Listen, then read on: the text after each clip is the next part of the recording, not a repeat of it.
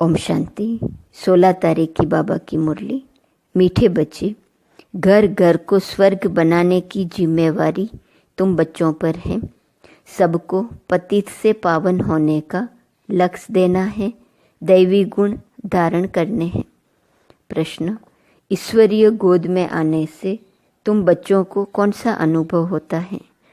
उत्तर, मंगल मिलन मनाने का अनुभव ईश्वरीय गोद में आने वाले बच्चों को होता है। तुम जानते हो, संगम युग है, ईश्वर से मिलन मनाने का युग। तुम ईश्वर से मिलन मनाकर भारत को स्वर्ग बना देते हो। इस समय तुम बच्चे सन्मुख मिलते हो। सारा कल्प कोई भी सन्मुख मिलन नहीं मना सकते। तुम्हारा यह बहुत छोटा सा ईश्वरीय कुल है। शिव बाबा है दादा, ब्रह्मा है बाबा, और तुम बच्चे हो भाई बहन, दूसरा कोई संबंध नहीं। गीत, नई उम्र की कलियां। ओम शांति। बाबा जब आते हैं तो पहले कुछ समय साइलेंस में बैठना चाहिए, क्योंकि पहले पहले दान दिया जाता है याद का। याद से ही पतितों को पावन बनाना है। तुम बच्चे दान दे रहे हो और ले रहे हो। बाप आकर कांटों से कलियां बनाते हैं, फिर कलियों से फूल बनते हैं। तुम जानते हो, हमारी सर्विस ही है हर एक को स्वर्ग के लायक बनाना, जैसे तुम बन रहे हो। बाप आकर हेल्थ पहले, फिर वेल्थ देते हैं। पहले शांति, फिर सुख। वास्तव में सुख दोनों में है। तुम बच्चों को सुख और शांति दोनों चाहिए, और जो सन्यासी आदि हैं वह सिर्फ शांति चाहते हैं। सन्यासी सुख नहीं चाहते हैं। सुख तो वह दे न सके। अगर शांति देवे तो भी अल्पकाल क्षण भंगुर सुख के लिए। कहते हैं कि सुख तो कागविष्टा समान है। सन्यासी बहुत करके शांति चाहते हैं मुक्ति के लिए। मुक्ति दूसरा कोई तो दे नहीं सकता। इसको बेहद की मुक्ति, बेहद की जीवन मुक्ति कहा जाता है। सो बेहद का बाप ही दे सकते हैं। तुम जानते हो, इस समय सब कांटे हैं, कांटे चुभते हैं। बाप कहते हैं, सब एक दो को काम कटारी से मारते हैं। उनको पता नहीं है कि काम कटारी को हिंसा कहा जाता है। तुम विकार में जाते हो तो आदि मध्य अंत एक दो को दुख देते हो। यह है दुख की दुनिया। सुख की दुनिया स्वर्ग को कहा जाता है, जबकि नई सृष्टि नया भारत है। भारतवासी जो देवी देवताओं के पुजारी हैं, जानते हैं कि इन देवताओं का राज्य था जिसको स्वर्ग कहा जाता है। यह भी महसूसता आती है। लक्ष्मी नारायण के मंदिर में जाकर उनकी महिमा गाते हैं। समझते हैं यह भारत के मालिक थे। भारत स्वर्ग था, यह भी महसूसता आती है, परंतु हवा के माफिक। समझते तो हैं, भारत में लक्ष्मी नारायण के इतने मंदिर बनाते हैं तो उन्हों की राजधानी थी। महाराजा महारानी कहा जाता है, परंतु कब थे सो भूल गए हैं। कितनी साधारण भूल है। कोई जास्ती टाइम नहीं हुआ है, 5000 वर्ष की बात है। क्राइस्ट बुद्ध आदि को 2-2500 वर्ष हुए हैं। उनके लिए ऐसे कहते हैं कि री इनकॉर्नेशन किया। यूं तो री इनकॉर्नेट हर एक करते हैं, आत्मा आकर प्रवेश करती है, इसको भी री इनकॉर्नेट कहेंगे। परंतु पहले बड़ों का नाम गाया जाता है। कहा जाता है परमपिता परमात्मा री इनकॉर्नेट करेंगे, तब आकर शरीर में प्रवेश करेंगे। री इनकॉर्नेट का अर्थ यह है। तो जो बड़े नामी ग्रामी होते हैं उनके लिए यह कहा जाता है।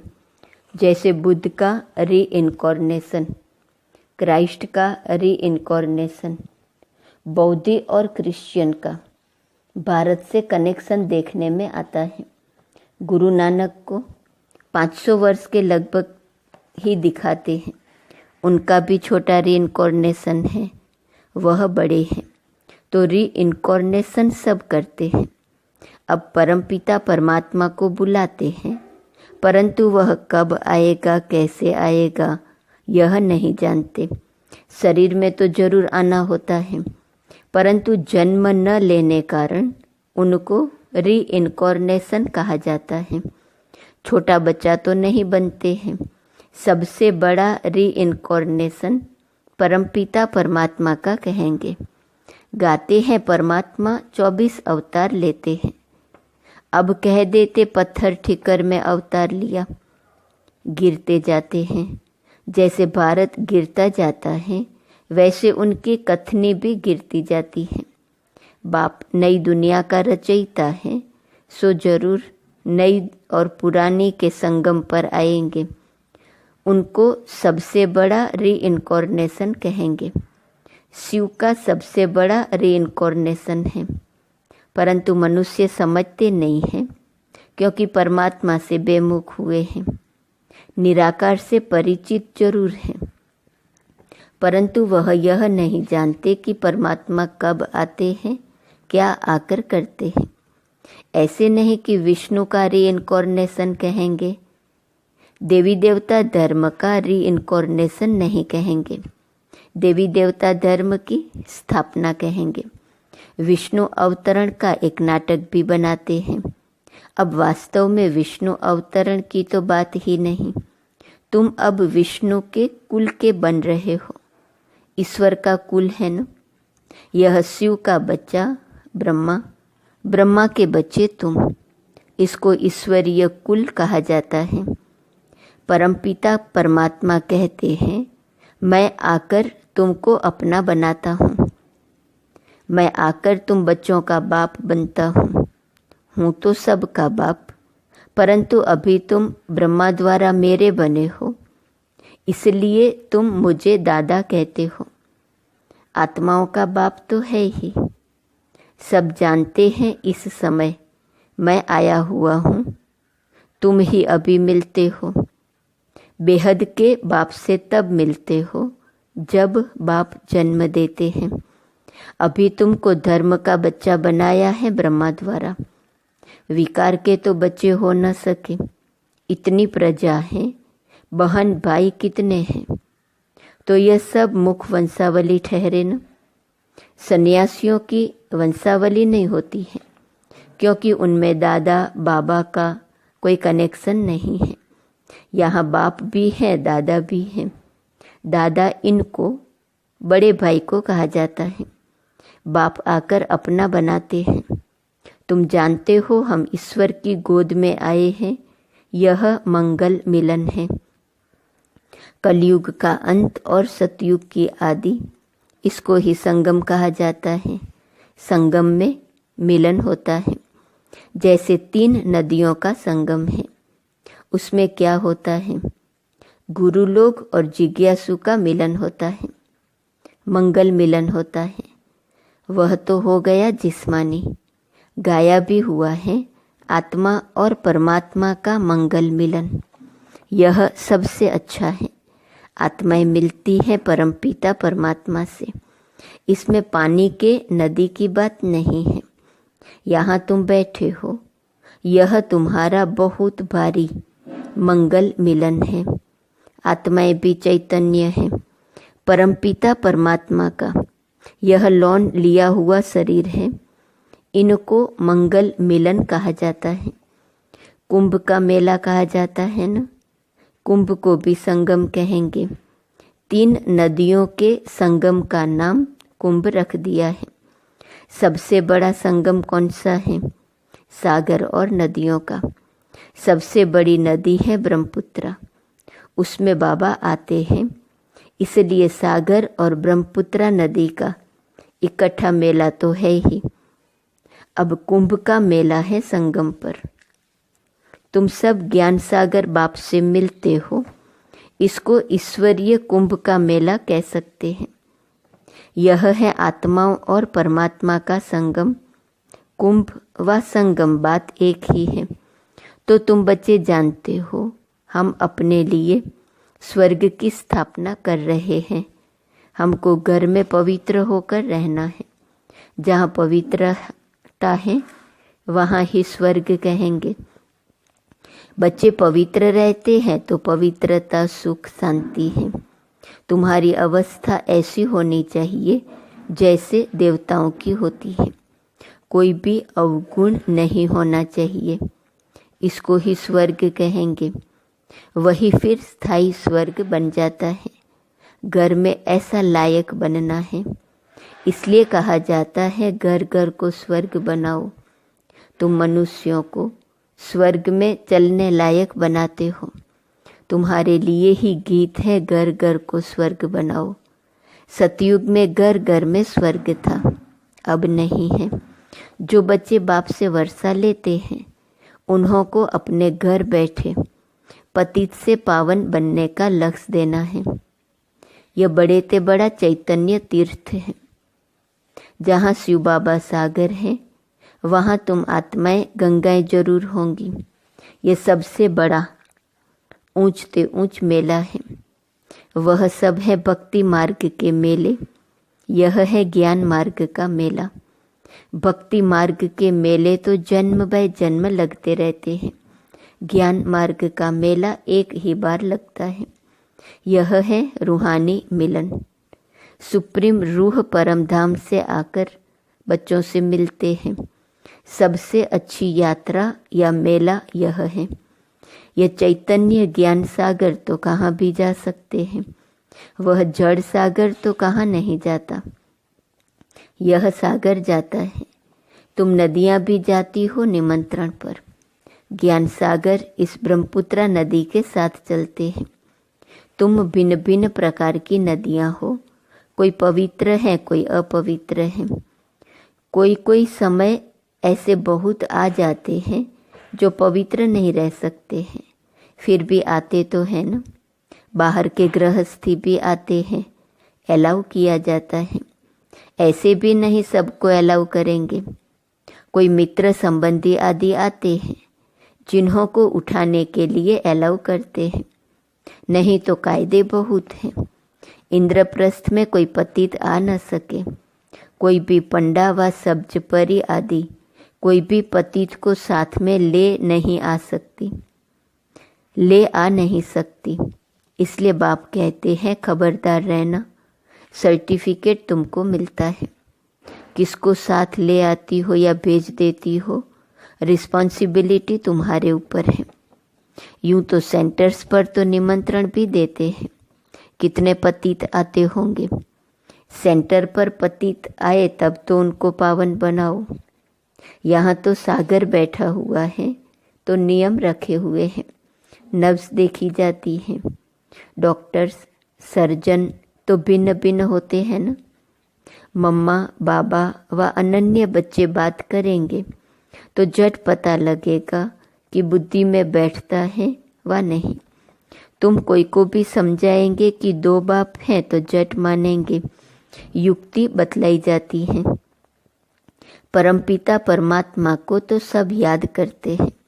हम फलाने बाप के बच्चे हैं, सिर्फ उनके ऑक्यूपेशन को नहीं जानते। यह तो तुम बच्चे समझ गए हो कि जिस जिस नाम रूप से जो मनुष्य आते हैं उसी नाम रूप से 5000 वर्ष बाद फिर आना है जरूर। क्राइस्ट का जो चित्र है हूबहू फिर उसी समय ही हो सकता है। ऐसा और किसी मनुष्य का हो नहीं सकता। कृष्ण का जो चित्र है वह फिर और किसी मनुष्य रूप में हो न सके। आत्मा भिन्न भिन्न नाम रूप देश काल में जन्म लेते लेते अब पतित हो गई है। उसको फिर पावन बनाते हैं। तुम जानते हो कल्याणकारी बाप है, अकल्याणकारी रावण है। सबको सदगति देने वाला बाप है। फिर इसमें मनुष्य तो क्या, सब चीज़ों की सदगति हो जाती है। नरक का विनाश, स्वर्ग की स्थापना होती है। जो कल्प पहले आए थे, कोई पंजाबी कोई पारसी आते हैं न, सभी को निमंत्रण देना है। बाप आया हुआ है, ढिंडोरा पीटने में भी हर्जा नहीं है। तुम्हारे चित्र भी बड़े अच्छे हैं, अभी तुम मंदिर लायक बनते हो। अब भूतों को निकालने में बड़ी मेहनत है। लक्ष्मी अथवा नारायण को वरने लिए विकारी अवगुण निकालने में कितनी मेहनत लगती है। कोई को काम का भूत, कोई को क्रोध का भूत, किसको मोह का भूत थप्पड़ मार देते हैं, एकदम गिर पड़ते हैं। लोभवश भी गिर पड़ते हैं। अच्छे अच्छे घर की बच्चियां मिठाई देखेंगी तो छिपा कर खा लेंगी। लोभ ने भी कितनों को नुकसान पहुंचाया है। लोभ के वश ही चोरी करते हैं। पहले तुम भट्ठी में थे, अभी तो सबको अपने घर में भट्ठी बनानी पड़े। बाप ने एक ही बड़ी भट्ठी बनाई, अभी तो कहते हैं पहले 7 रोज भट्ठी में रहना पड़े। आजकल किसका भट्ठी में बैठना बड़ा मुश्किल है। सेंटर में भी आते हैं तो रंग चढ़ाते हो, फिर घर में जाने से उठ जाता है, संग दोष लग जाता है। अभी तो बड़ी मेहनत है। अभी तुम बच्चे जानते हो हम ईश्वरीय कुल में बैठे हैं। दादा बाबा और हम भाई बहन हैं। ब्राह्मण कुल सर्वोत्तम गाया हुआ है। उन ब्राह्मणों को भी तुम ज्ञान दे सकते हो। ब्राह्मण है उत्तम चोटी। यह संगम युगी ब्राह्मण ही फिर देवता बनते हैं। पहले तो देवताओं से भी ऊंच ब्राह्मण है, चोटी तो ऊंची ठहरी न। तुम ब्राह्मण देवताओं की पूजा करते हो, अपने को पुजारी उनको पूज्य समझते हो। तुम उन पुजारियों ब्राह्मणों को भी ये समझा सकते हो। तुम तो हो सच्चे सच्चे ब्राह्मण संगम युगी। तुम ब्रह्मामुख वंशावली हो, फिर तुम सो देवता बनते हो। स्वर्ग का देवता जरूर परम पिता परमात्मा ही बनाएंगे। अच्छा, मीठे मीठे सिकी लदे बच्चों प्रति माता पिता बाप दादा का याद प्यार और गुड मॉर्निंग। रूहानी बाप की रूहानी बच्चों को नमस्ते। रूहानी बच्चों की रूहानी बाप को नमस्ते नमस्ते नमस्ते। धारणा के लिए मुख्य सार। अंदर के अवगुणों की जांच कर उन्हें निकालना है। संग दोष से अपनी संभाल करनी है। देवताई गुण धारण कर स्वयं को लायक बनाना है। दूसरी पॉइंट, घर घर को स्वर्ग बनाने की सेवा करनी है। भूतों को बाप की याद से भगाना है। बाप के साथ मंगल मिलन मनाते रहना है। वरदान, अपने अनादि संस्कारों को इमर्ज कर सर्व समस्याओं को पार करने वाले उड़ता पंछी भव। आप सब अनादि रूप में हो ही उड़ने वाले, लेकिन बोझ के कारण उड़ता पंछी के बजाय पिंजड़े के पंछी बन गए हो। अब फिर से अनादि संस्कार इमर्ज करो, अर्थात फरिश्ते रूप में स्थित रहो। इसी को ही सहज पुरुषार्थ कहा जाता है। उड़ता पंछी बनेंगे तो परिस्थितियां नीचे और आप ऊपर हो जाएंगे। यही सर्व समस्याओं का समाधान है। स्लोगन, हर कदम में कल्याण समझ, हर आत्मा को शांति की शक्ति का दान देना ही सच्ची सेवा है। आज का स्वमान है, मैं महारथी हूँ। अव्यक्त इशारे की पॉइंट है 16 सितंबर। एक साक्षीपन, दूसरा त्रिकालदर्शी। यह दोनों स्टेज महारथियों की होने के कारण कोई कितनी भी विकराल रूप की परिस्थिति हो या बड़े रूप की समस्या हो, लेकिन अपनी स्टेज ऊंची होने के कारण वह बिल्कुल छोटी लगेंगी। बड़ी बात अनुभव नहीं होगी और न विकराल अनुभव होंगी। महारथी की स्थिति, साक्षीपन और त्रिकालदर्शी। ओम शांति।